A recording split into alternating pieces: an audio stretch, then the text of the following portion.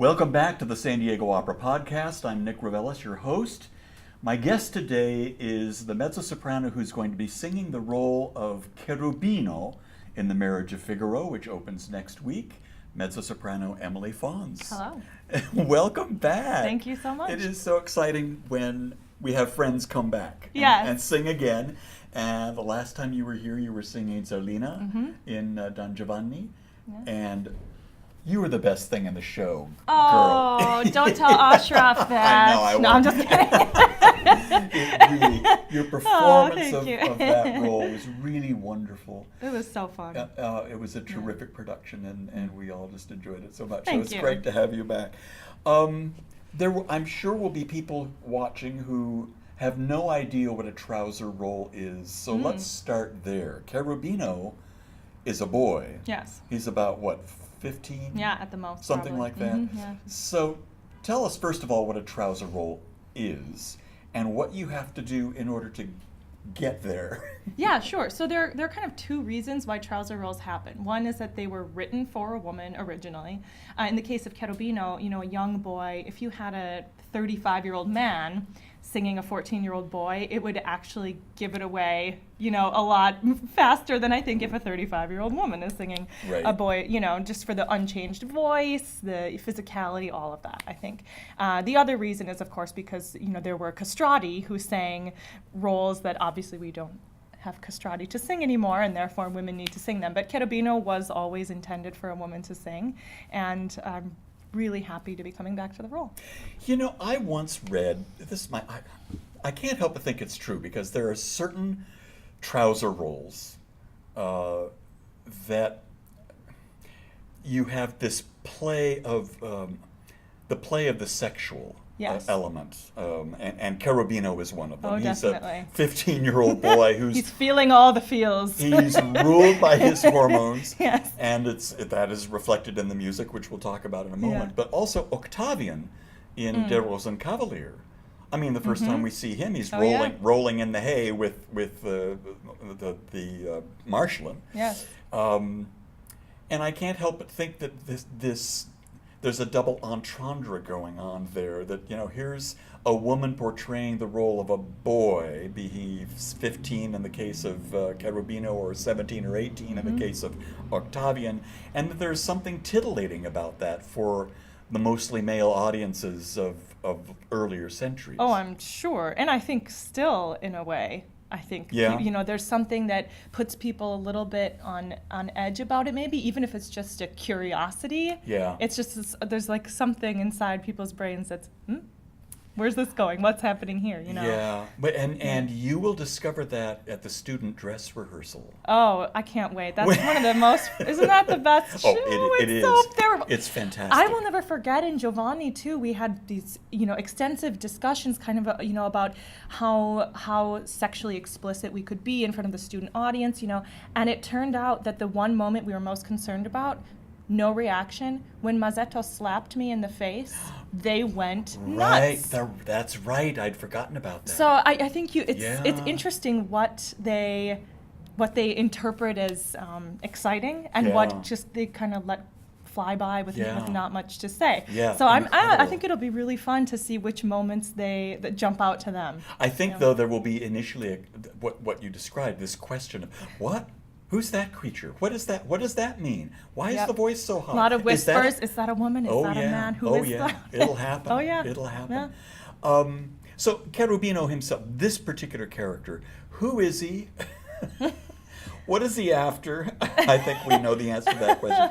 But put us in your take on this character. Sure. So the way I see Cherubino, I see him very much as a child who's trying to push the limits in a way. So there's, with the Count, being this kind of slick guy who's after all the women, I think Cherubino has been seeing that for years and wants a little taste for himself and is going about it in a way that you would think maybe wouldn't be as successful, but there's something so innocent and charming, even in his blatantness, I guess, of his experience of everything, that I think the women can't really resist. It must be a lot of fun to play Cherubino. Tell us about the physical challenges of playing him? Well, you know, I always have to remind myself that I'm twice his age. Yeah. No. And that's not changing. I don't believe that for a minute. But, you know, first of all, you do have to trust your colleagues a lot. In this production, there's, I think, 3 times when I'm under a piece of furniture and someone pulls me out by my ankles. And there's always that brief moment of like, oh, I hope the bed's high enough. It doesn't take my nose off as I get pulled out, or, you know, things like that. And just a lot of running around, climbing around, and then singing. You there's know, that. There's that part that we do at the opera. Well, but also acting like a boy. You know, must be something of a challenge. It's not. No? Well, I'll let the audience judge. Yeah. I say that, There and you then no. I think what I find about it is that it's not so much adding something on to who I am. It's kind of just taking away and finding a neutral. Uh-huh. And I think, you know, as we were talking about before, this kind of gender bender, you know, titillating, is it a woman, is it a man thing? Like, I don't think it's, you know, you don't really have to butch him up. It's not about that. Uh-huh. It's just more about just a really honest experience of my colleagues on stage.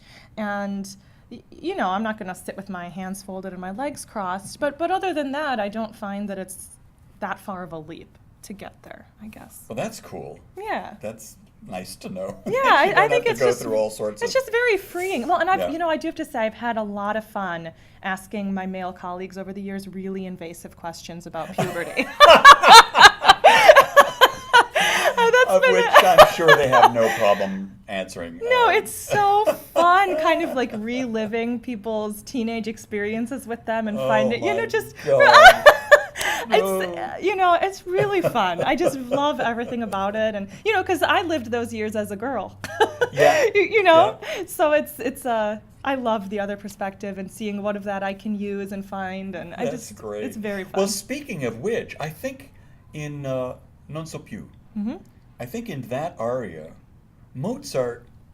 I guess I feel this way because of the key shifts and the breaths. The breathlessness that there is about that he is actually I think attempting to describe what it must be like inside the body of a kid who's going through puberty. Oh, definitely. And just the very stream of consciousness, you know, thought process changes, and yeah, definitely. And you know, there's also a moment in Voi che sapete where a lot of mezzos will probably agree it's a little bit difficult to negotiate. It's this descending line that kind of comes down into chest voice, but you don't really want to use a lot of chest voice because it just feels like it disrupts the line. But someone said to me once, well, I think Mozart did that intentionally because, you know, maybe it's the idea of his voice changing.